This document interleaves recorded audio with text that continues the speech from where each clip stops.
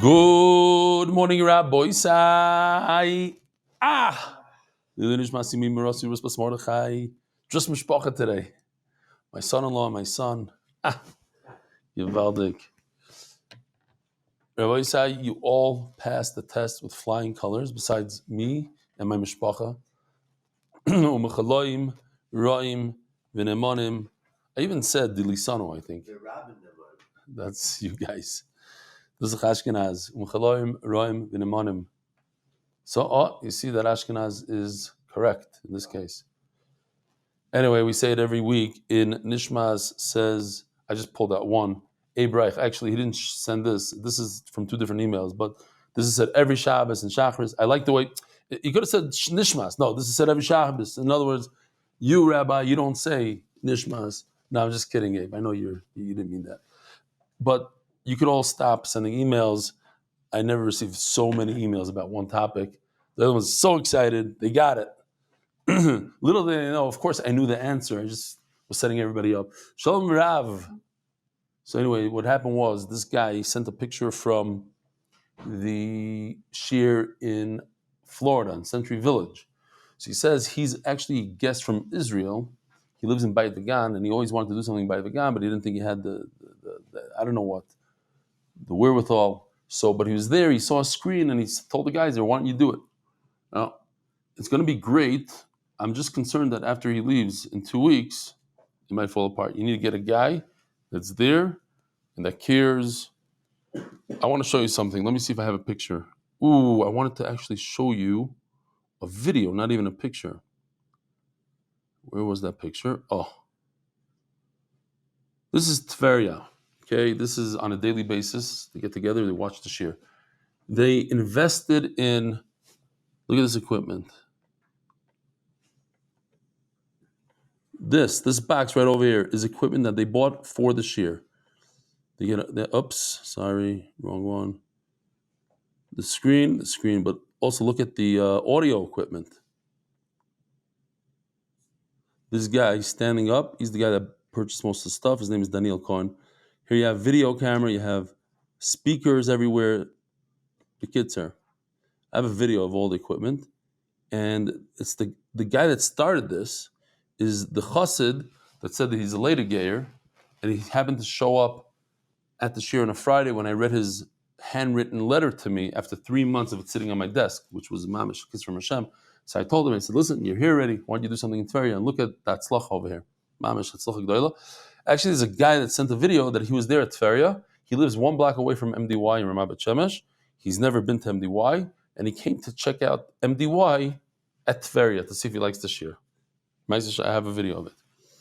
Next time. Okay. So, real quickly.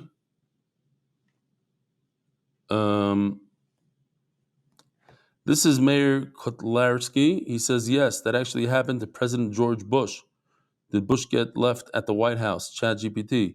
In 2005, after returning to the White House from a trip, 2 limousines were set up to take him and the First Lady Laura Bush to an event. Each driver assumed the president was in the other limo, and both cars drove off without him. Bush ended up momentarily stranded at the White House driveway until the mistake was realized and a car was brought back to him. Kitzer, presidential blooper. Givaldik, says Mayor. Okay. Check this out. Another one of those emails. After not picking up a Gemara for 18 years, I finally decided it's time to start learning again. I started with you at the beginning of Makot and haven't missed a day, to the point where my boys ask if I've done the daf yet. The source for Chaloim, Roim, and Emonim is from Nishmat on Shabbat morning. Attached is a picture of me being Mekadesh, my new TV. Keep up the amazing work. Mitch Mendel, Karnei Shomron. In this picture, I don't know if this is what it looks like on YouTube. This picture looks like I have a serious red bruise over there. Maybe his new TV wasn't Mekudesh completely. Maybe the coloring is a little off. I don't know. It's not that bad in real life. Oh. Does it look the same over here and over there? It could be. It's a nice shiner. But I don't think it's peeled skin. It's more like a bruise or a burn. It's not a burn. It doesn't hurt me on the surface of the skin. It's in the bone. Okay. Let me show you what we did yesterday, Rabbi Isai. This is one of a kind. So if you ever watch the Olympics, so they have, you could see this was actually from the Olympics. What year was the Olympics here, Mayor? '02. The Olympics were here in Park City in '02. So this is left over from the Olympics. So basically, during the summer, what they use it for, this is the what is it called? The jump, ski jump, long jump. The one you're showing with the flips is not No. I'm showing the tubing first. Oh, tubing. Yeah. So they did the long jumps on this. In the summer, you pay $33. Here, it's a lot of money. $33. You go in a tube and you come down in 6 seconds, whatever it is, and it's super, super fast. The video, obviously, you can't really tell how fast it is, but it's very fast. And one of the things is that when you're coming down, you don't see the end. So you think you're going over a cliff, sort of. It's steeper than what it looks. Let me just say that. Here you go. This is me actually coming down. You hit over 50.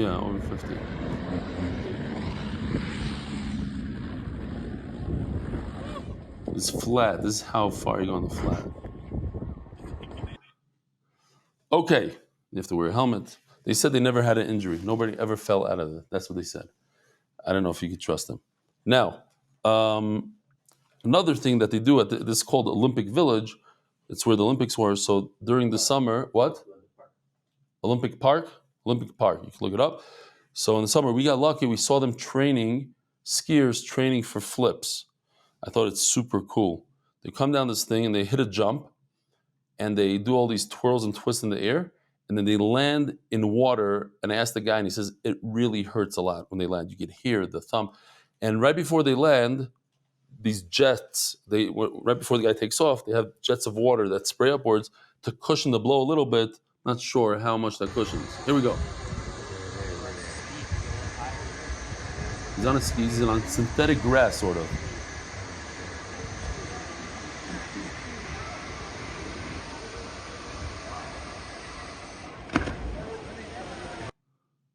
Wow. Okay, that was the fun that we had yesterday. The Masechta is sponsored by David Salomon, dedicated in memory of Avi Mori, Reb Shmuel Baruch Ben, Reb Chaim Tzvi Doiv Zichron Levracha. Oops. What did I do? Okay, sorry. Anonymous. Hatzlach Baruch Nizu Begashim Zechus Achenu B'nei Yisrael. Anonymous. May our Lord be a shield, protection, and source of unity and blessing for Am Yisrael. Joel Gedalius, Lina Nishmas, my father, Jack Gedalius. Multi sponsors TCS Israel, powered by Talk and Save Anonymous for Shlema, Sarah Bat Motaram, and Shira Bat Sarah. I hope I'm getting the name right. Motaram. Weekly sponsors: Avi Kamiansky, Refuah Shlema for Harav Yisrael Zev ben Manya Rochel. Avi told me a whole story about this individual, so Avi Shkoyach, and she should have a Refuah Shlema. Daily sponsors: Shlomo, Aaron, Noach, and Sharona Bauman. I think that's Noach or Noach. Lina Shmasa, Yehudis Chava Bas Mordechai, whose Shloshim are today. She was in her lower 40s. Thank you, Ravelli. Lakewood MDY Ambassador.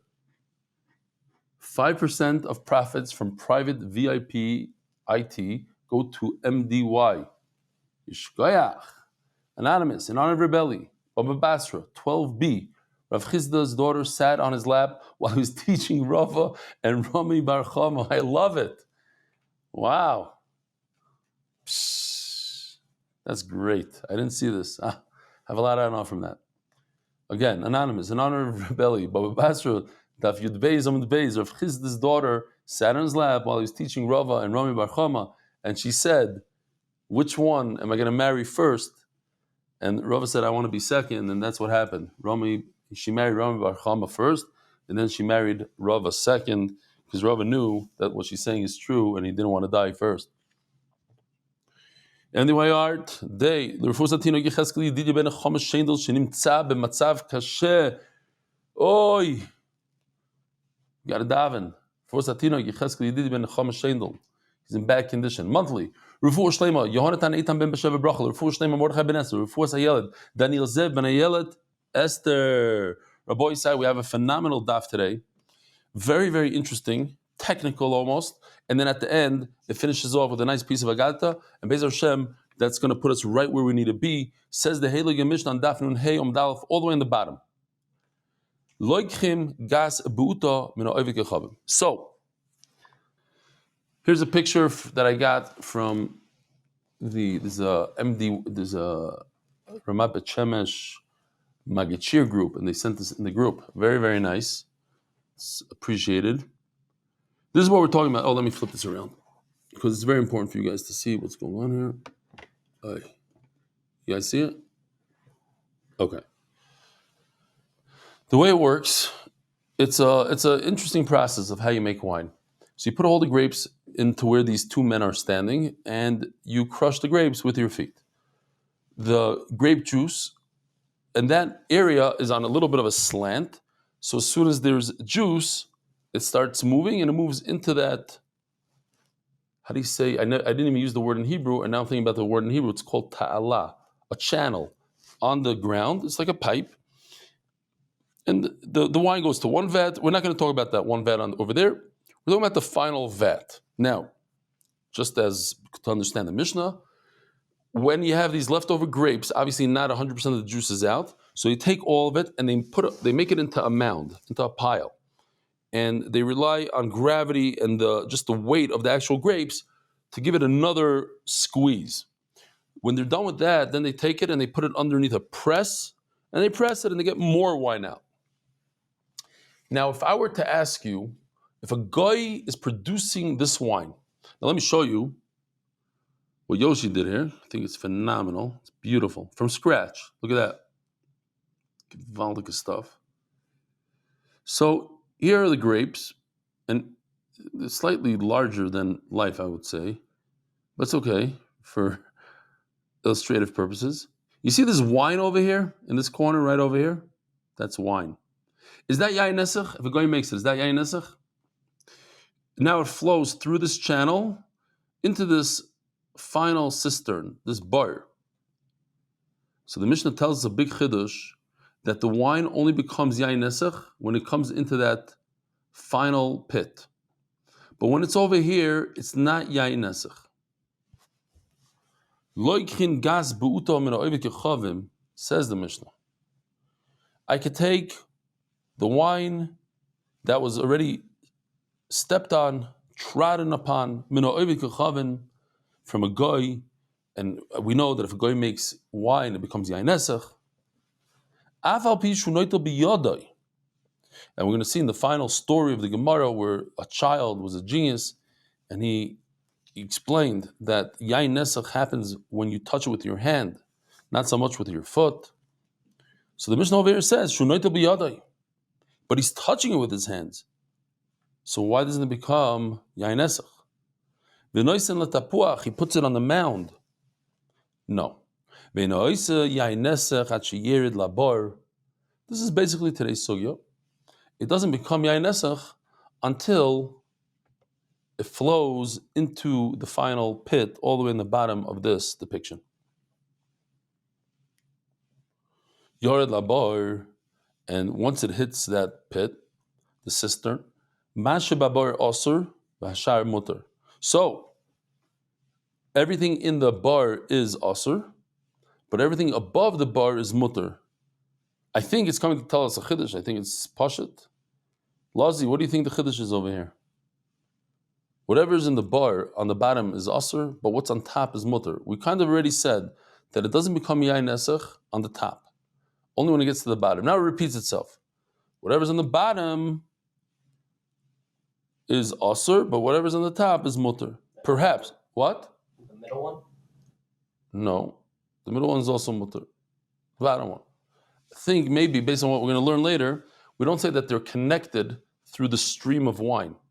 There's a connection. Like imagine it's electric. If you touch the top, you'd get electrocuted because it's all one, all the way to the bottom. So maybe the yayin nesach transfers tumah backwards, upwards, upstream. Maybe. Darchim ima'ovid kechavim bagas. So we have another halacha here that you're permitted to work as a laborer for the idol worshiper, to press the grapes, stomp the grapes. Bagas. On the upper level. Here we have a great picture actually. Check this out. This is from, what's his name? Miller. Shloimeh Schreiber. Check this out. Look at this. There's only one problem, that his white clothing doesn't get red.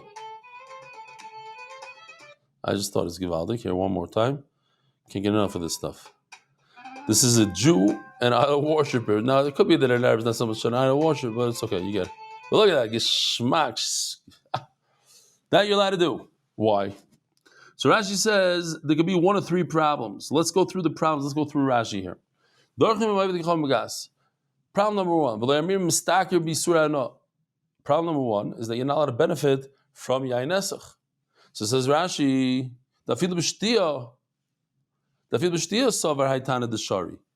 our Mishnah holds that you're allowed to drink that wine that's in the upper cistern, in the upper bar.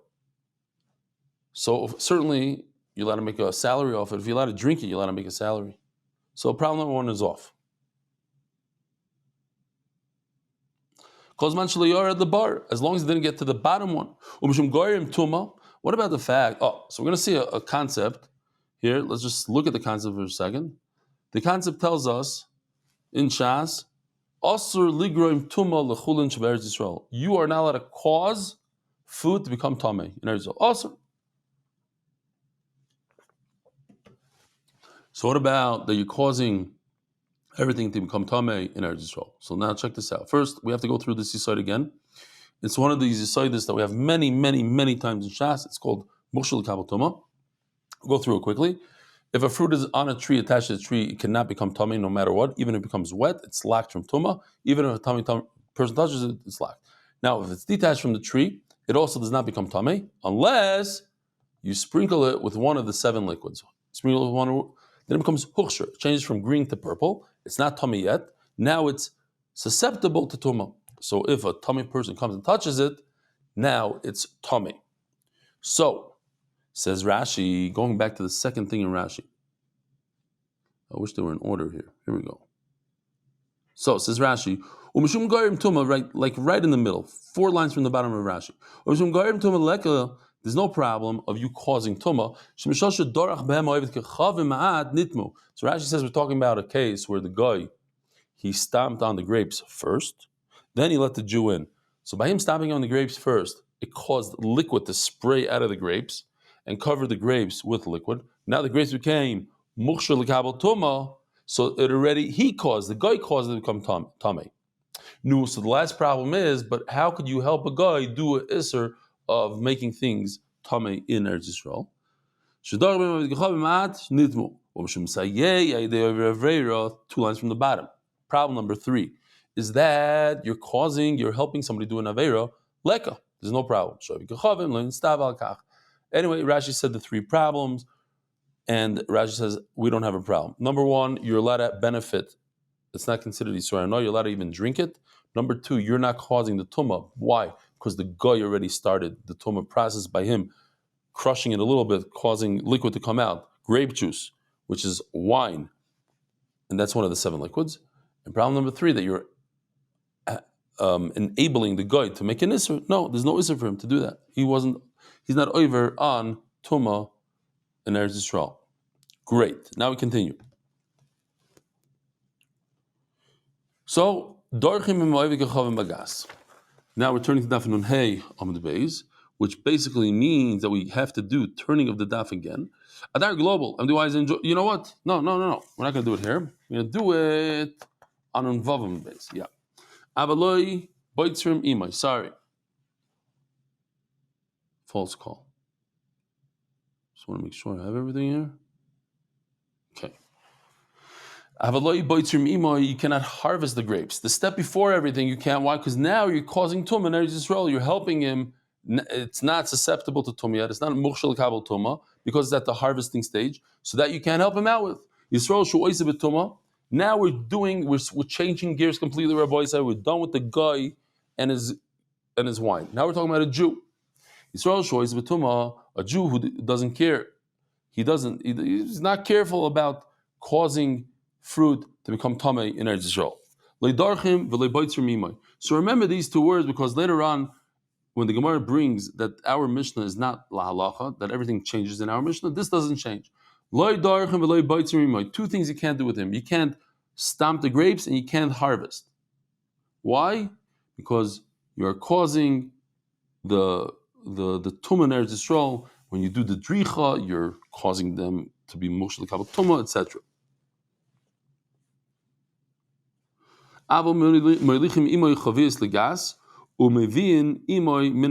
Once the whole process is finished and there's wine already in the cistern in the bottom one, so you can help him bring barrels. And once the barrels are full, you're allowed to move the barrels out of there. It's done, finished. Nachtoim, you have a guy who's a kneader who needs dough, and he needs the dough when he's tamei. You can't help him knead. You can't help him make the beautiful shapes of a chali. The women, they take this one, they put it on top of that one. That you can't do. You can't help him out. Once it's done, the shape is done, then you can help him bring it to the baker.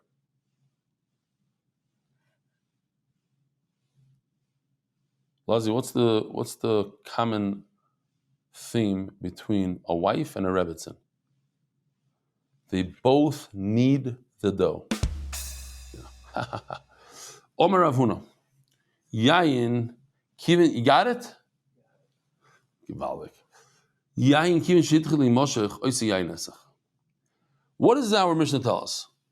The Mishnah tells us that the wine that's where the grapes are in the upper top pit, the wine there is not Yayin Nesach. Let me show it. Upper pit, not. Lower pit, once it's really complete wine, then it becomes Yayin Nesach. Comes Rav Huna, and we paskin like Rav Huna. Comes Rav Huna, and he argues on the Mishnah. Yayin kivin shehitchel lihimoshech, when it's already in this stage right over here, and it starts moving, it has to move.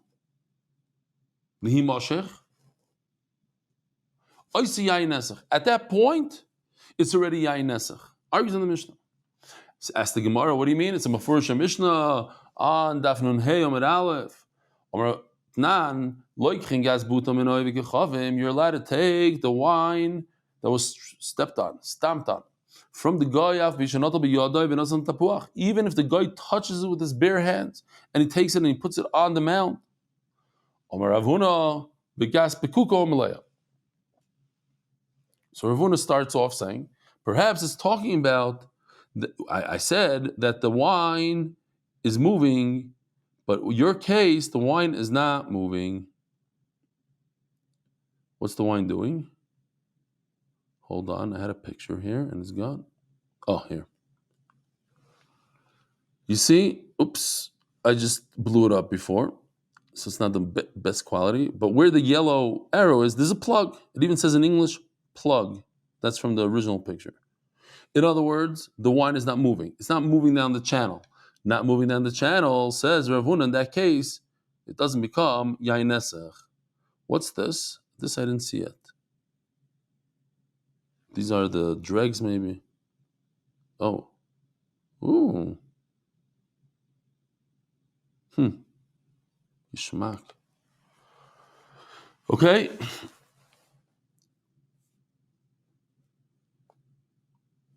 Toshma. So we're going to have a question of Rav Huna.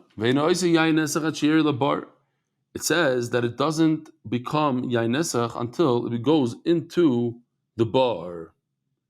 So what do you see? Rav Huna is the one that said that it becomes Yayin Nesach right away. And over here it says, even though it's moving, it doesn't become Yayin Nesach until it reaches the bottom bar.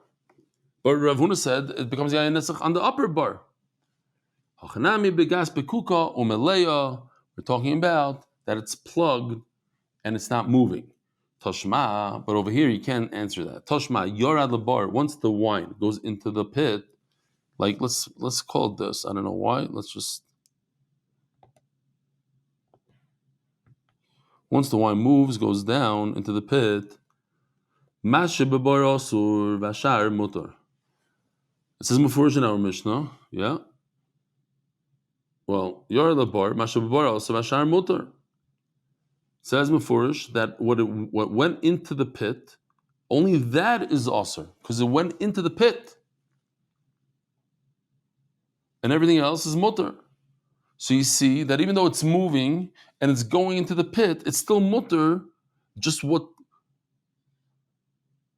in the pit is also, but everything from the pit upwards. So let's look at the picture again. Once it reaches, it says Mefurish in the Mishnah, once it reaches the bottom pit, that's also, but everything above that is mutter. Rav Huna said everything above is also also. Omer Rav Huna loy kashu. Kan b'mishnah rishoyno, kan b'mishnah achroyno. Says Rav Huna, there was a retraction once upon a time. There's an original Mishnah, and then there's a retraction.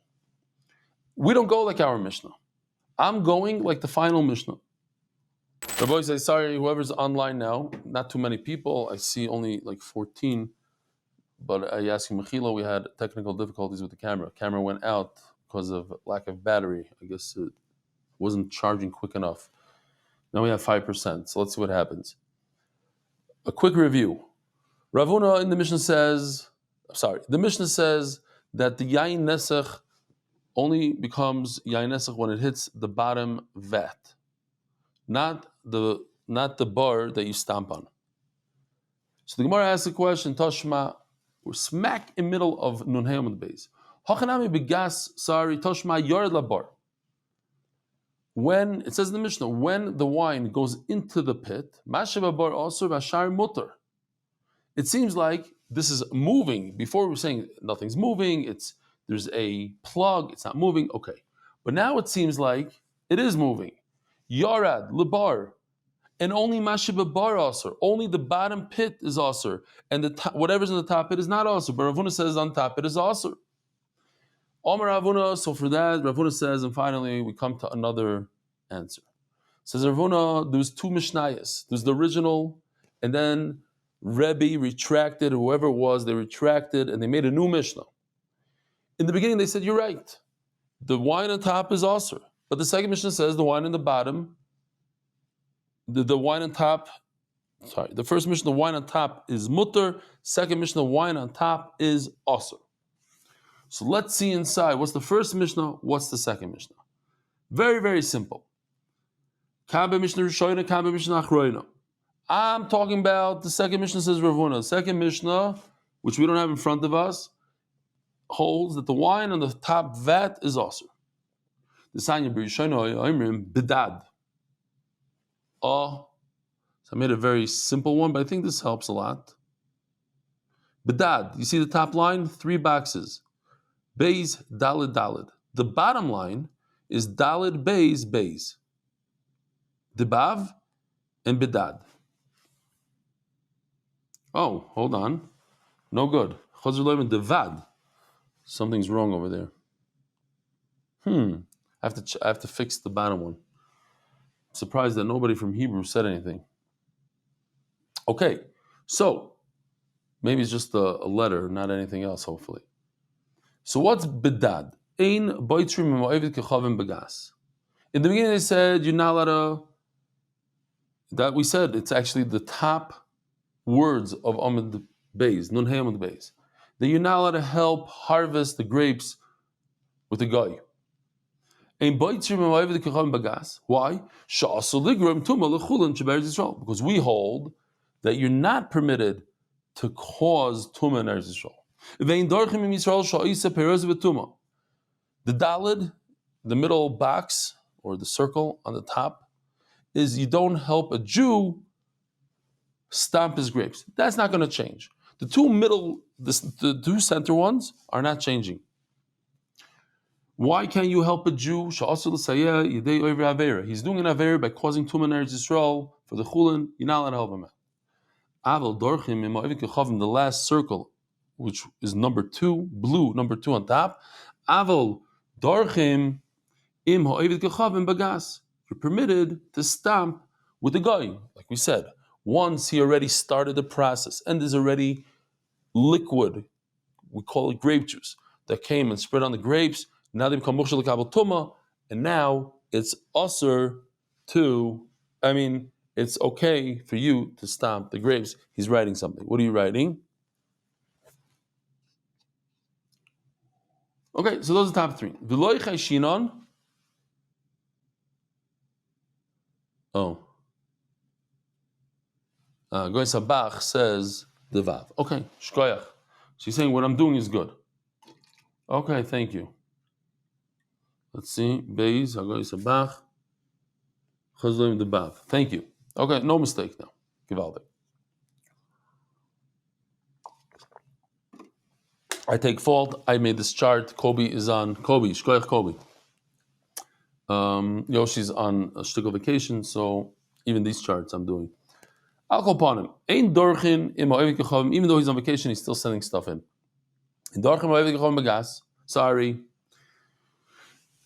we got to concentrate here because the camera went out. Everything is gishmak. Nachamol. So these are halachas that we said in our Mishnah. Avadorchim im bagas. You're allowed to stamp the grapes with the goy. V'loy chayshinon. It says mefurish over here in the first Mishnah. V'loy chayshinon the Rav Huna. We're not concerned of Rav Huna that it becomes yain netzach right away. What changed? Two things changed.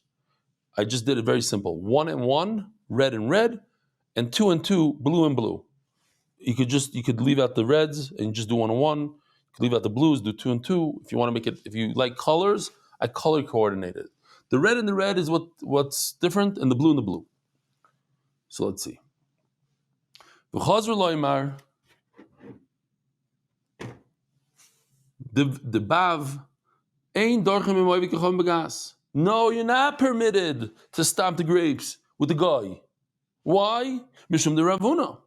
Because Rav Huna says it becomes yain netzach right away. So that's what the big difference. In the beginning we said dorchim im goy begas 2, and now we're saying 2 ain't dorchim im goy begas. So that's a big difference. You see that Rav Huna is right. Rav Huna is going to feed the maskana that you're not permitted to stamp the grapes with the goy. That remains the same. But if you look, we said ain't darchim im Yehudi Yisrael. I didn't have enough room for Yisrael, so I wrote Yehudi betuma. And now we're saying ain't baitrim, but it's a kavachaymer. If you cannot help him with the harvesting, certainly you can't help him with the stamping. The kids are you're not allowed to stamp and you're not allowed to harvest. That doesn't change. We even said in the beginning, when we said it the first time, in the Mishnah it says both. That you're not allowed to okay, fine. Avol, and here's another difference. You're permitted to harvest with the guy in the gas because it's permitted. Now we're changing the halacha. It's permitted to cause tumah in Eretz Yisrael. Givaldik. I do want to say a quick story here that has nothing to do with the daf, but I really liked it. I forgot who sent it to me. Oh, was it Shapsikon or was it Akiva? I don't remember anymore. Okay. Anyways, the story is from Rabbi Yitzchak Kissinger. He says it about Rabbi Shmuel Kamenetsky. I thought it was a beautiful story. There was a child that was collecting chumashim in shul, and he walked by Rabbi Shmuel Kamenetsky. Maybe got a little nervous, and all the chumashim fell out of his hand, and they might have even hit Rabbi Shmuel Kamenetsky. I'm not exactly sure. It seemed like he hurt Rabbi Shmuel Kamenetsky. What's the first reaction that person has? Mayor? Your son-in-law. Really? Mayor, my son-in-law sent it to me. Okay. So, what's the first reaction somebody does when something like that happens? Oh, they pick up the chumashim. Rabbi Kamenetsky says, no, first you kiss the child, then you kiss the chumash. So it wasn't his child, so he didn't kiss him, but he started speaking to him. He says, what's your name? Where are you from? What are you doing for the summer? And he explained to the Olam that the kid is in shock. He just threw a bunch of chumashim on the Gala Adar, so let me calm him down. Beautiful stuff. It just dropped to 4%, Mark, so we got to...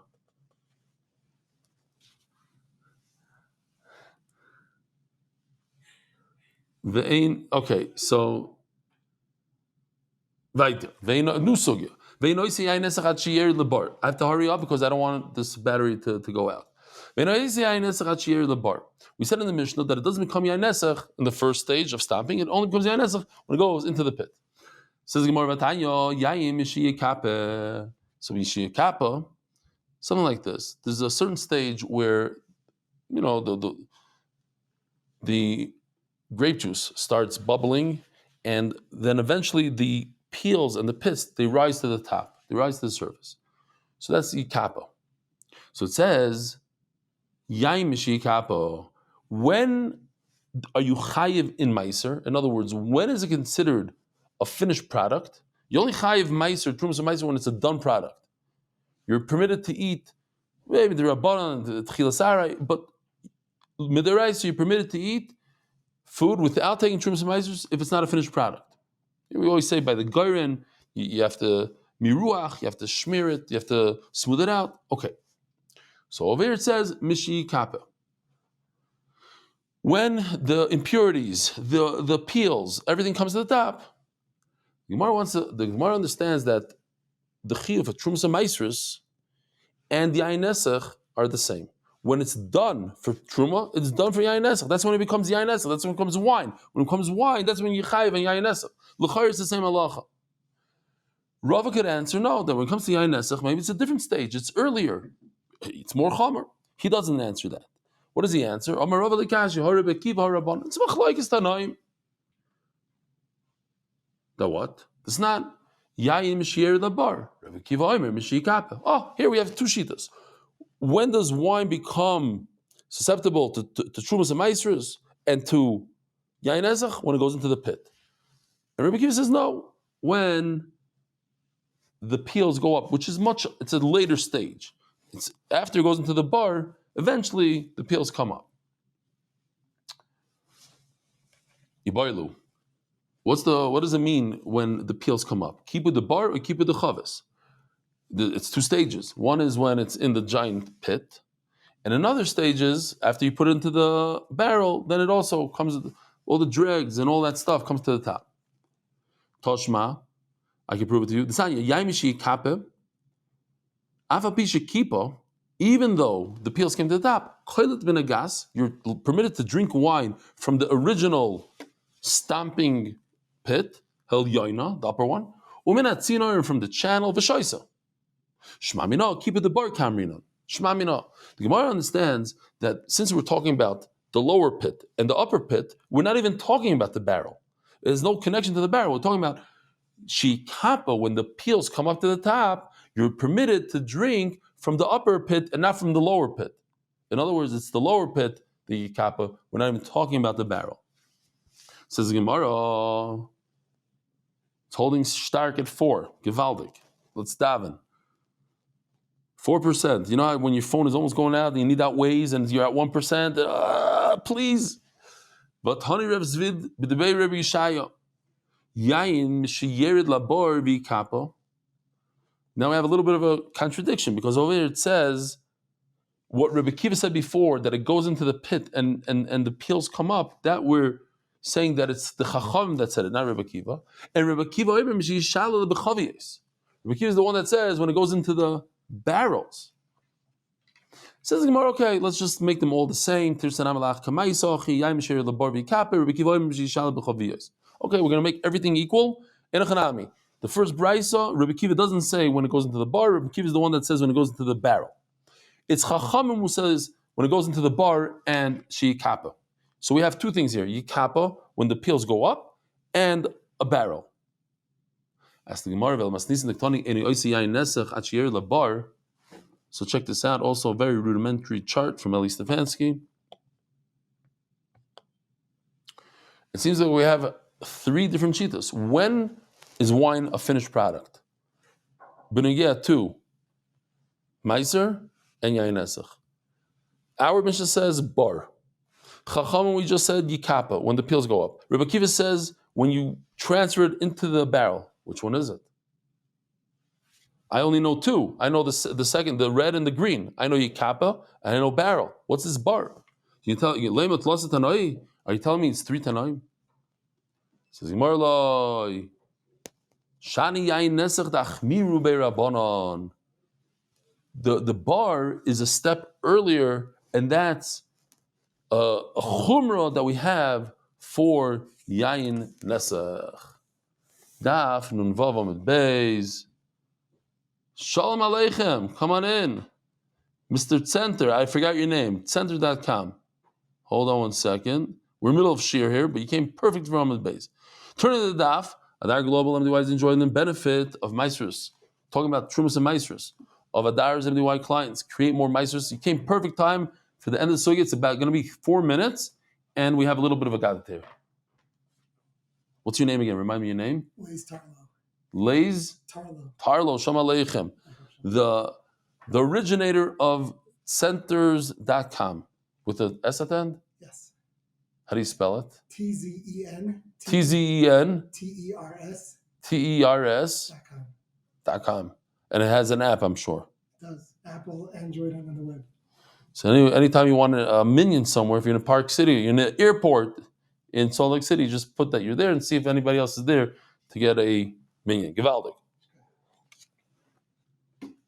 Anonymous, Zechnishmas, Yachad Gilo Bati Tamar Ephraim, Cham Yitzchok Bar Shmuel Avigdor.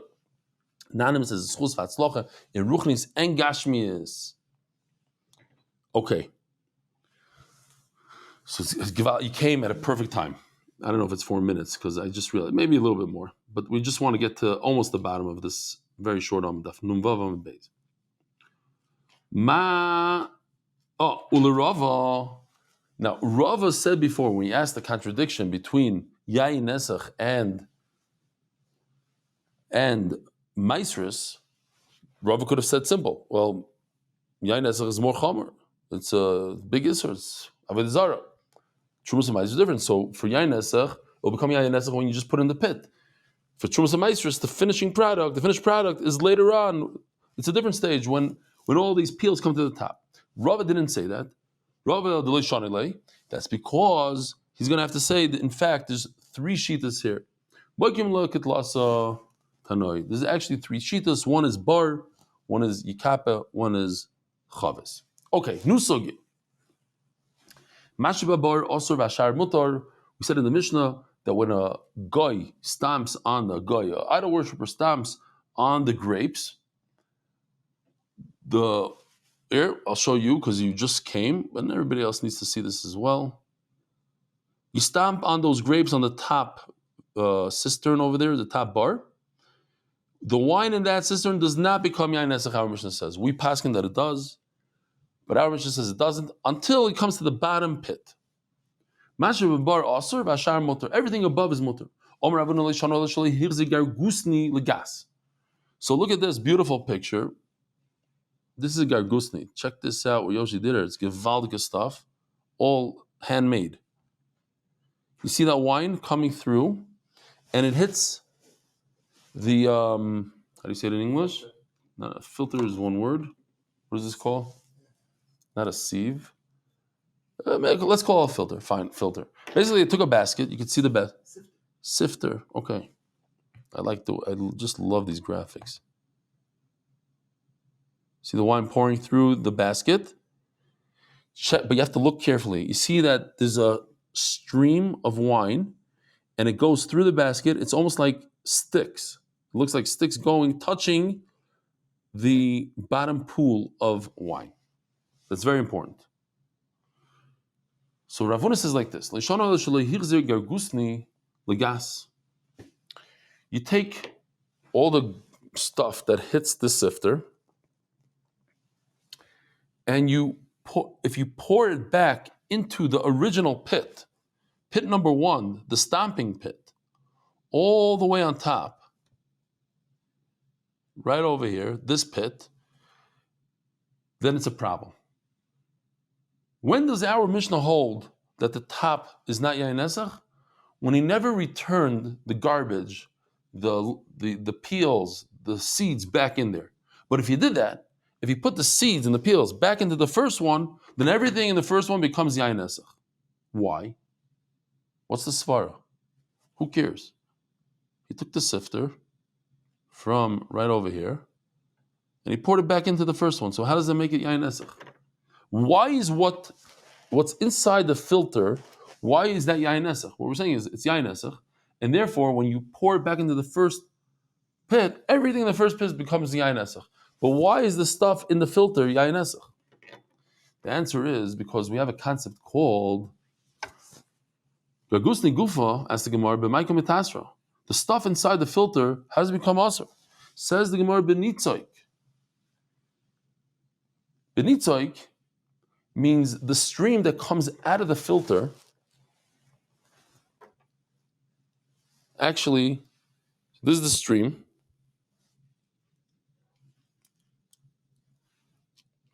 This blue pen is the wine, and it's touching the pit.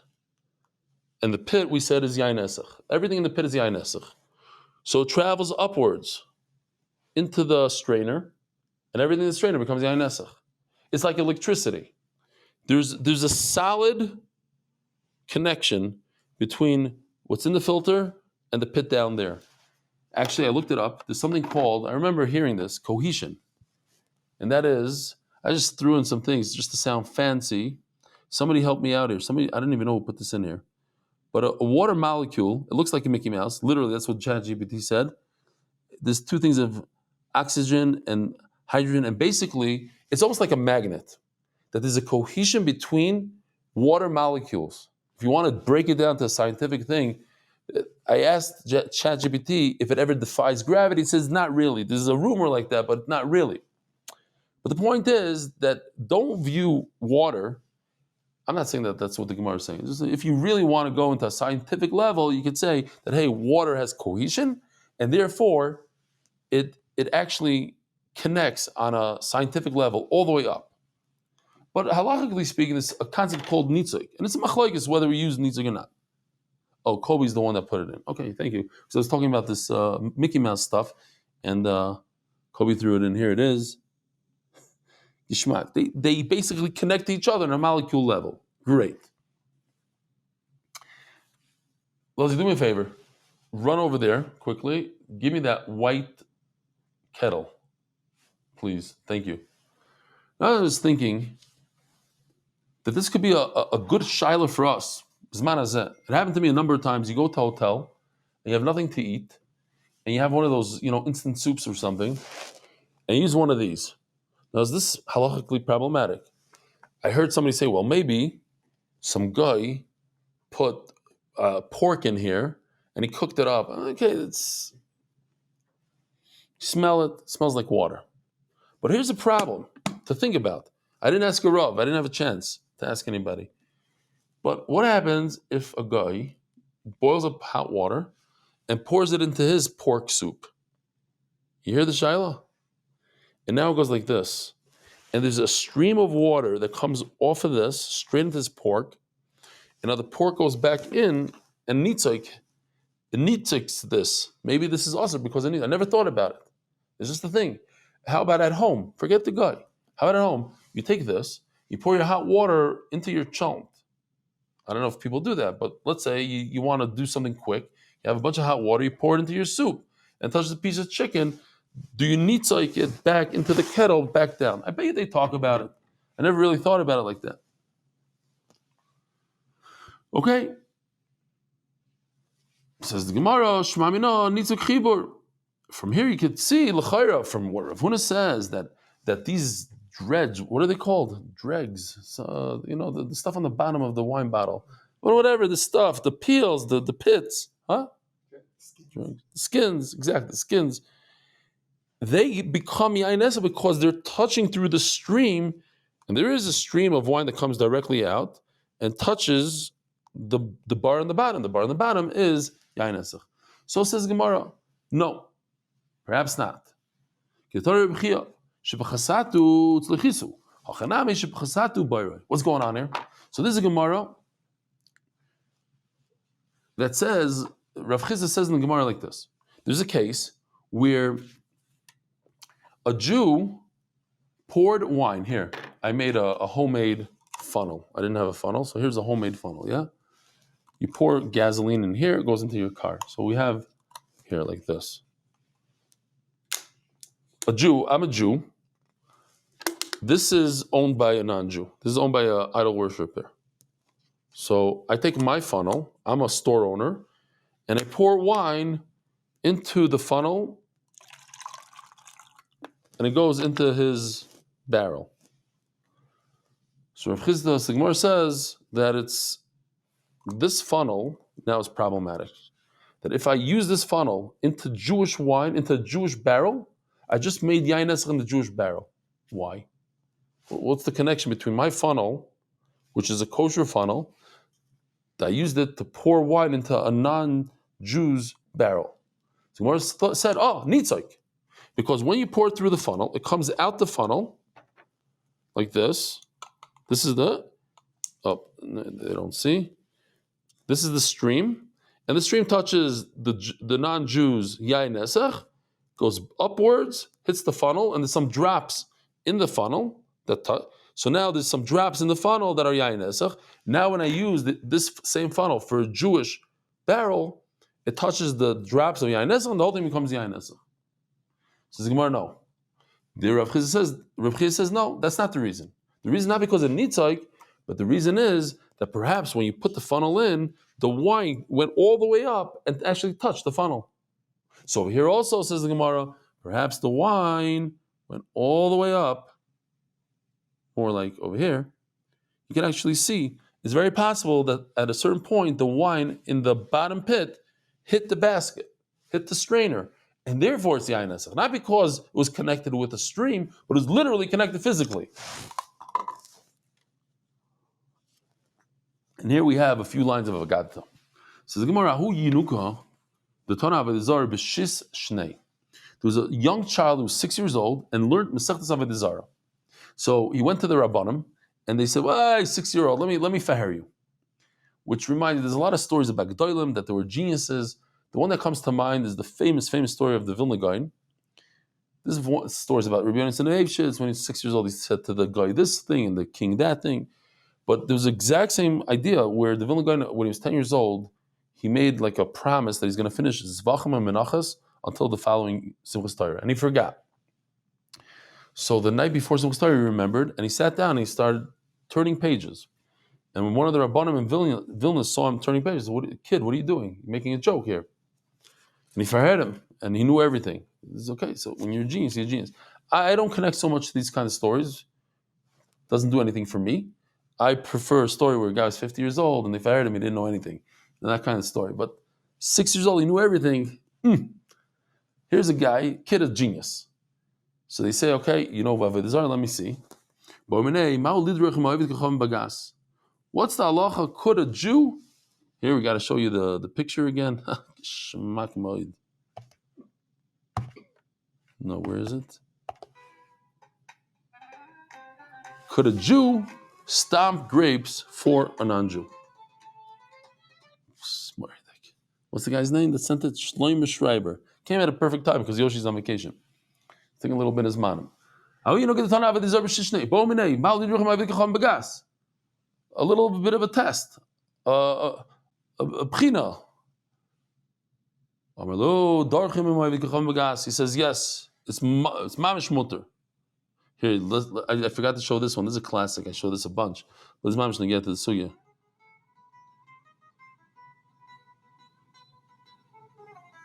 This is the stomping. And this is, you could see the nitzoik over here. That, on the wall, is nitzoik. See, there's a full stream that comes down the wall. Okay. The bees, just they add flavor. Oh, here's the strainer. You see that? Mamish the sugya. I was at the at Antelope Island. They have what do you call it? A ranch, a decommissioned ranch, but they have tools from turn of the century. And what a shame, because they had tools that were mamish part of the Gemara, the sickle and the this and the that, all these things, but they were tied to the wall. The original stuff. That a machresha, a plow, all this stuff. Anyway, so Omer Lahu, so the guy giving the feher says, he said, it's permitted. But he asked him, but the guy is going to be touching the wine. It's mamish yain nesach. Says the kid, they tie his hands. In fact, you see there's a little tzina that's in the Shulchan Aruch. It's talking about they tied his hands. You're right. If he would touch it, it would become yain nesach. So they asked the kid, I don't understand. First of all, how do you stop a Jew from talking? You tie his hands. It's the other. He tied his hands. What about the Nesach with his foot? He's thinking about the Avodah Zarah when he crushes it with his foot. So the kid tells him, listen to this. This kid is a genius. Nisuch the regel, this is also in the Shulchan Aruch. A guy doesn't. It's not proper for a guy to worship his Avodah Zarah with his foot. That he doesn't do. So nisuch of the foot is not considered Nesach. Rabbi Sai, have a wonderful day. Merit the schus of spreading Torah throughout the world. Sponsor a shir today. MDYsponsor.com or sponsor at MDYDaf.com.